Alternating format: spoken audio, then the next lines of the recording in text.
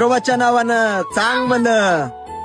मित्रांनो, हे बिरोबाचं भव्य दिव्य मंदिर बघितलं की मन प्रसन्न होतं. पण हे मंदिर असं तसं उभा राहिलं नाही.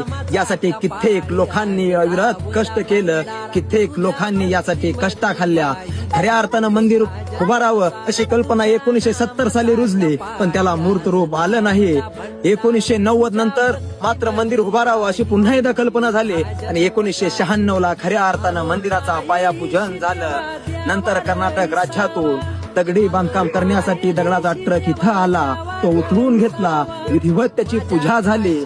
आणखीन तब्बल 1-2 वर्ष नव्हे तर 20 वर्षानंतर मंदिराचं बांधकाम पूर्णत्वास गेलं.